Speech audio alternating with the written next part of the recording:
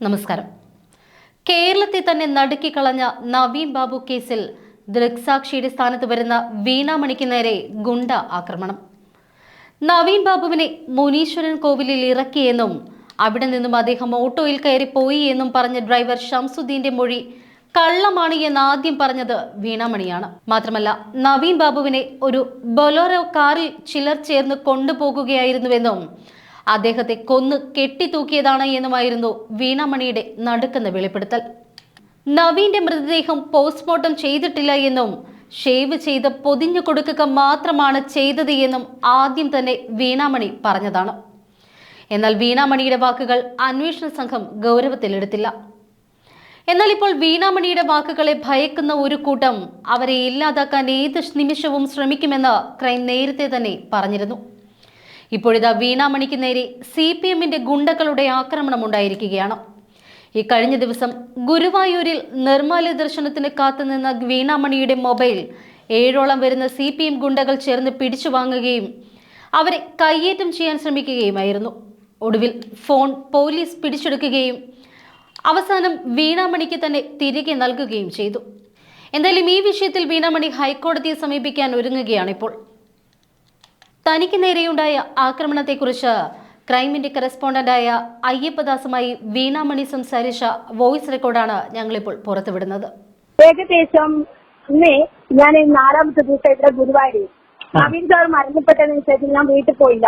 ഇവിടെ എന്റെ ഒരു പ്രോഗ്രാം ഉണ്ട്, അതായത് ഗണേശ പുരാണത്തിലെ കഥാഭാഗങ്ങളിൽ ഞാനാണ് ക്ലാസ് കൊടുക്കേണ്ടത്. അതിന്റെ ഭാഗമായിട്ടാണ് ഞാൻ ഇവിടെ ഗുരുവായൂർ വന്നത്. അപ്പൊ ഓരോ ദിവസം ഓരോളാണ്. ഇപ്പൊ 4-5 വേദികളുണ്ട്. അപ്പൊ ഓരോ വേദികളിൽ പ്രഭാഷണമായിട്ടും ഇതായിട്ട് ഞാൻ കൊടുക്കാനുണ്ട്. അപ്പൊ ആ കൊടുക്കേണ്ട ഭാഗമായിട്ടാണ് ഞാൻ ഗുരുവായൂർ വരുന്നത്. അപ്പം സാറിനെ വിളിച്ചപ്പോഴും ഞാൻ എഴുതാന്ന് പറഞ്ഞില്ല.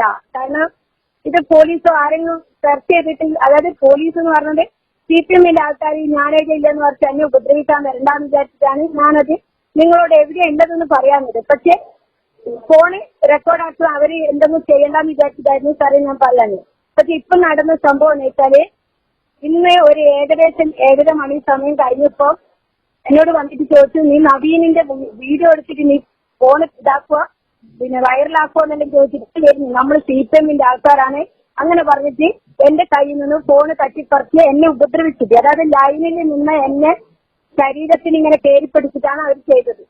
എന്നിട്ട് ശേഷം ഇവര് കയറിപ്പിടിച്ചിട്ട് ഉപദ്രവിച്ചതിന് ശേഷം ഫോണ് 1 മണിക്കൂർ ഏകദേശം ഇവരെ കയ്യിലായിരുന്നു, ഈ ഗുണ്ടകളുടെ കയ്യില്. അതിനുശേഷം ഇവരെന്ത് ചെയ്തെന്ന് വെച്ചാല് പിന്നെ ഈ പോലീസിനെ ഞാൻ വിളിച്ചു വേറെ ഫോണില്. അന്നേരം പോലീസ് അവിടെ വന്നു, ഇവര് വിളിച്ചിട്ടും വന്നു. അതെന്ന് വെച്ചാല് ഞാൻ ആ ഫോണിന്റെ കാര്യം പറഞ്ഞപ്പോ ഇവിടെ കുറെ ആൾക്കാരെ എന്നെ അറിയാം, അതുകൊണ്ട് വെറുതെ കളിക്കണ്ട, ഇത് കോടതിയിലെല്ലാം അറിയുന്നതാണ്, വെറുതെ കളിക്കണ്ടെന്ന് ഇവര് പറയുന്നുണ്ട്. അപ്പൊ എന്നാലും ഇവര് പറയുന്നത്, അവരോടെല്ലാം പറയുന്നത് നമ്മൾ CPMന്റെ ആളാണ്, അങ്ങനെ നവീന്റെ വീഡിയോ ഉണ്ടാ നവീന്റെ വീഡിയോ ഉണ്ടാന്ന് പറഞ്ഞാൽ ഇവരോട് പറഞ്ഞത്. പക്ഷെ ലാസ്റ്റ് ഈ പോലീസിനോട് ഇവര് പറയുന്നത് ഞാൻ ഫോട്ടോസ് എടുത്തു എന്ന് പറഞ്ഞു. പക്ഷെ പോലീസ് നോക്കുമ്പോ അവരുടെ ഫോട്ടോസോ വീഡിയോസോ ഒന്നും കണ്ടിട്ടില്ല. എന്റെ ഫോണിൽ അങ്ങനെ ഒരു സംഭവം ഇല്ലാന്ന് അവർക്ക് ബോധ്യപ്പെട്ടു. പക്ഷെ എനിക്ക് ഫോണ് തിരിച്ചു തരുന്നത് ഞാൻ പറഞ്ഞു എനിക്ക് വേണ്ട, എനിക്ക് കോടതി വഴി തന്നാൽ മതി, നിങ്ങളെ കയ്യിൽ വെച്ചോ പോലീസിനോട് പറഞ്ഞു. കാരണം ഇവര് ഗുണ്ടകൾ പിടിച്ചേറ്റി എടുത്തതല്ലേ.